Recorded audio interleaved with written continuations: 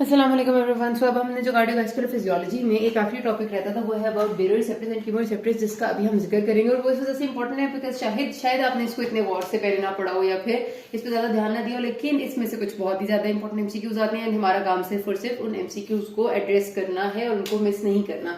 बेरोरिसेप्टर्स क्या होते हैं? बेरोरिसेप्टर्स जो चेंज इन प्रेशर को डिटेक्ट करते हैं, किसमें? ब्लड में।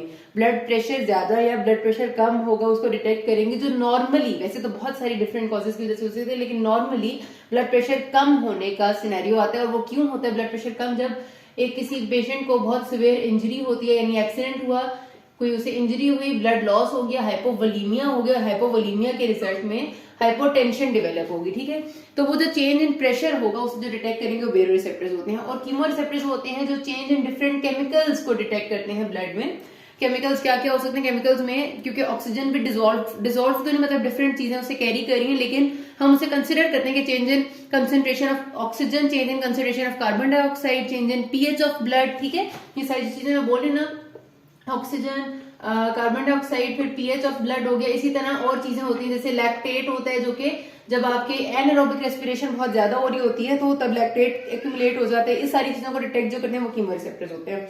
सबसे पहले जो सबसे इंपॉर्टेंट बात है वो है पेरिफेरल बेरोरिसेप्टर्स। पेरिफेरल का मतलब है जो बॉडी में ब्रेन और स्पाइनल कॉर्ड के अलावा प्रेजेंट है। कहां पर प्रेजेंट है? दो बहुत इंपॉर्टेंट है, कैरोटिड बॉडी और एओर्टिक आर्च। कैरोटिड बॉडी नाम से पता चल रहा है जो bifurcation of common carotid artery है वहां होता है, और एओर्टिक आर्च ऑफ एओर्टा में प्रेजेंट होता है। ठीक है, अब पहली बात तो ये याद रखनी है आपने इनके एक्शन के बारे में कि इनका एक्शन ज्यादा कब होगा। इनका एक्शन को इनकी फायरिंग कहा जाता है, मतलब कैरोटिड बॉडी विल फायर या एओर्टिक आर्च विल फायर।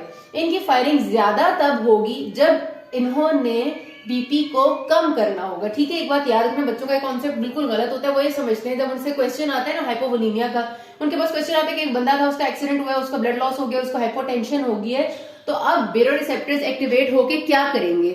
जब हाइपोटेंशन होगी ना तो बेरोरिसेप्टर्स एक्टिवेट जरूर होंगे, लेकिन एक्टिवेट होकर ये अपनी फायरिंग को डिक्रीज करेंगे। क्यों डिक्रीज करेंगे? क्योंकि इनकी फायरिंग जितनी बढ़ती है उतना बीपी कम होता है। ये नेचुरल मैकेनिज्म है। ठीक है, तो जब हाइपोटेंशन को ये डिटेक्ट करेंगे तो ये अपनी फायरिंग को कम करेंगे तो रिजल्टेंटली बीपी ज्यादा हो जाएगा। ठीक है, हाइपोटेंशन में तो बीपी बढ़ाना है ना हमने, तो इनका जो नॉर्मल काम है ना वो ये है कि ये बीपी को मेंटेन रखते हैं। जब ये देखते हैं कि ब्लड प्रेशर ज्यादा हो गया, हाइपरटेंशन है, तो ये अपनी फायरिंग मजीद बढ़ा देते हैं, इंक्रीज कर देते हैं, तो बीपी रिड्यूस हो जाता है। फायरिंग इंक्रीज या डिक्रीज करने का क्या मतलब है कि इनका एक्शन इनहैंस हो जाता है। ठीक है, और फायरिंग डिक्रीज करने का मतलब अपने एक्शन को ये कम करते हैं तो ब्लड प्रेशर ज्यादा हो जाता है। ये एक्शन क्या करते हैं बेसिकली? ये अपनी जाहिर नर्व्स है, ये सेंसेशन लेके जाता है। जो कैरोटिड बॉडी है वो ग्लोसोफेरेंजियल या 9th क्रेनियल नर्व के थ्रू इसकी सेंसेशन जाती हैं, और एओर्टिक आर्च का मैसेज वेगस नर्व या 10th क्रेनियल नर्व के थ्रू जाता है। और दोनों ने न्यूक्लियस ऑफ ट्रैक्टस सोलिटैरियस में जाने के बाद रिजल्टेंटली मेडल्ला में जाना होता है, वहां पर जाकर ब्लड प्रेशर की रेगुलेशन होती है। ठीक है, तो ये बेसिकली बात है। लेकिन जो आपकी बात नहीं भूलनी वो ये बच्चों की गलत बात है कि जब एमसीक्यू आएगा कि बच्चे को हाइपोटेंशन हुई है, resultantly baroreceptors will cause what? The baroreceptors will not increase their firing, not at all. They will decrease their firing and resultantly the BP will increase. ठीक है, अपनी फायरिंग को डिक्रीज करेंगे। और एक बंदा अगर सिस्टेमिक हाइपरटेंशन का और अचानक से उसका बीपी बहुत तेज हो गया, बेरोरिसेप्टर्स ने डिटेक्ट किया है, तो वो क्या करेंगे? वो अपनी फायरिंग इंक्रीज करेंगे तो बीपी कम हो जाएगा। पहला इंपॉर्टेंट एमसीक्यू। दूसरा एमसीक्यू ये आता है कि 9th क्रेनियल नर्व इसको कैरी करती है और 10th क्रेनियल नर्व इसकी जो चीजें हैं वो मैसेज को लेके जाती है। फिर तीसरी इंपॉर्टेंट बात जो एक और बहुत ज्यादा आती है वो ये कि एमसीक्यू 3 तरह का आता है। फर्स्ट रिस्पॉन्स क्या होगा जब एक ये वाला सिनेरियो, ज्यादातर कॉमनली ये हाइपोवोलीमिया का सिनेरियो आता है। हाइपोवोलीमिया का सिनेरियो तो 3 तरह से आ सकता है कि बंदी थी जो जिसको ड्यूरिंग प्रेग्नेंट फीमेल थी जिसको ड्यूरिंग लेबर बहुत ज्यादा ब्लड लॉस हो गया, हाइपोवोलीमिया हो गया, तो first mechanism to maintain blood pressure will be first and immediate mechanism हमेशा बेरोरिसेप्टर होगा। ठीक है, आपने लफ्जों को गौर से देखना है, फर्स्ट और इमीडिएट हमेशा बेरोरिसेप्टर होता है। मोस्ट इंपॉर्टेंट मैकेनिज्म जो उस बंदी में एक्टिवेट होता है हमेशा, जो इसी बंदी में एक प्रेग्नेंट फीमेल है जिसको हाइपोवोलीमिया हुआ, या एक बंदा जिसको फ्रैक्चर है और हाइपोवोलीमिया हुआ है, मोस्ट इंपॉर्टेंट मैकेनिज्म हमेशा सीएनएस इस्कीमिक रिस्पॉन्स होता है। ठीक है, इसकी डिटेल में बात हम बाद में करेंगे कि सीएनएस इस्कीमिक रिस्पॉन्स क्या एक्टिवेट होता है। और हमेशा ब्लड प्रेशर की मेंटेनेंस में या हाइपोवोलीमिया की ठीक होने में जो लॉन्ग टर्म रिस्पॉन्स है वो है रेनिन एंजियोटेंसिन एल्डोस्टेरॉन सिस्टम। ठीक है, ये भी हम डिटेल में कहीं ना कहीं बात करेंगे, जिसको रास कहते हैं, रेनिन एंजियोटेंसिन एल्डोस्टेरॉन सिस्टम। लेकिन ये एमसीक्यू तीनों तरह से आता है, बहुत ज्यादा आता है, याद रखना। जो फर्स्ट और पहला रिस्पॉन्स है वो हमेशा बेरोरिसेप्टर्स है बीपी के मेंटेनेंस में। ठीक हो गया, ये तो हमने बात कर ली कि पेरिफेरल ये दो बेरोसेप्टर्स हैं।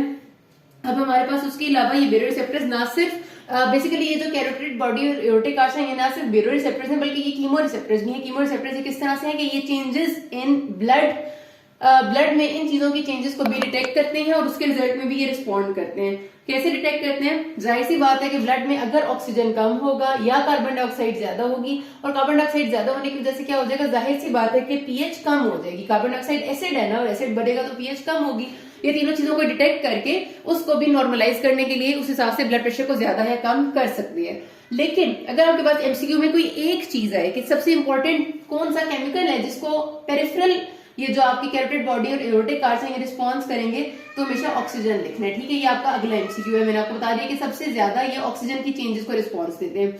हालांकि इसके ऑपोजिट अगर हम सेंट्रल कीमोरिसेप्टर्स की बात करें, सेंट्रल का मतलब जो ब्रेन में लोकेटेड है, तो ये भी इन सब चीजों की चेंजेस को डिटेक्ट करते जरूर है। लेकिन अगर इनके लिए सबसे इंपॉर्टेंट आएगा तो आप कार्बन डाइऑक्साइड करेंगे। सेंट्रल कीमोरिसेप्टर्स हमेशा कार्बन डाइऑक्साइड के लिए सबसे ज्यादा रिस्पॉन्सिव होते हैं कि इंक्रीज इन कार्बन डाइऑक्साइड होगा तो ये फौरन से उसको डिटेक्ट करके उसको नॉर्मलाइज करने के लिए अपना एक्शन करेंगे। ये आपका अगला एमसीक्यू होगा। फिर मैंने आपको ये वाला मैकेनिज्म तो बता दी कि एक बंदे को हाइपरटेंशन हुआ, हाइपोटेंशन की वजह से हाइपोवोलीमिया हुआ, यानी ब्लड वॉल्यूम कम हुआ, रिजल्टेंट बीपी कम हो गया। बीपी कम हुआ तो इन दोनों में कैरोटिड बॉडी और एओर्टिक आर्च की स्ट्रेच कम हो गई, डिक्रीज होगी। इनकी स्ट्रेच डिक्रीज हुई, इन्हें पता चला कि ब्लड प्रेशर कम है। रिजल्टेंटली ये क्या करेंगे, अपनी फायरिंग को डिक्रीज करेंगे। फायरिंग को डिक्रीज करेंगे, क्या होगा, मैसेज नहीं जाएगा या कम जाएगा ग्लोसोफेरेंजियल और वेगस नर्व के थ्रू मेडुला में, तो क्या हो जाएगा, बीपी इंक्रीज हो जाएगा। ठीक है, और आपका हाइपोवोलीमिया नॉर्मल हो जाएगा। इसी तरह आपको पता है कि जब हमने देखा है साइनस टेकिकार्डिया एक लफ्ज होता है। साइनस टेकिकार्डिया मतलब कि नॉर्मली अगर हार्ट रेट किसी का तेज हो जाए, और कुछ हालात ऐसे होते हैं जिन लोगों का हार्ट रेट बहुत ज्यादा तेज हो जाता है, और उसको भी नॉर्मल करने के लिए एक मैन्यूवर होता है जिसको कैरोटिड मसाज कहते हैं। नाम सुना होगा। कैरोटिड मसाज का मतलब होता है कि कैरोटिड्स जो आपकी है दोनों तरफ की, ये जो आपकी गर्दन में होती है, इनको मसाज किया जाता है ऊपर से, और उसकी वजह से उनका टेकिकार्डिया ठीक हो जाता है। वो कैसे होता है, वही बात है, कैरोटिड बॉडी उसकी वजह से एक्टिवेट होती है, और कैरोटिड बॉडी का क्या काम है कि ये एक्टिवेट होगी या इसकी स्ट्रेच ज्यादा होगी तो ये अपनी फायरिंग को बढ़ाएगी, और ये फायरिंग बढ़ाएगी तो क्या होगा, खुद सोचें, बीपी कम हो जाएगा। ठीक है, इस तरह से उनका जो बीपी कम होता है और हार्ट रेट भी कम हो जाता है। अच्छा, एक और चीज आखिरी यहाँ पे मैंने लिखी हुई है, क्वेश्चन रिफ्लेक्स याद रखना बहुत इंपॉर्टेंट चीज होती है। इसका ट्रायड होता है हाइपोटेंशन, टेकिकार्डिया और रेस्पिरेटरी डिप्रेशन का।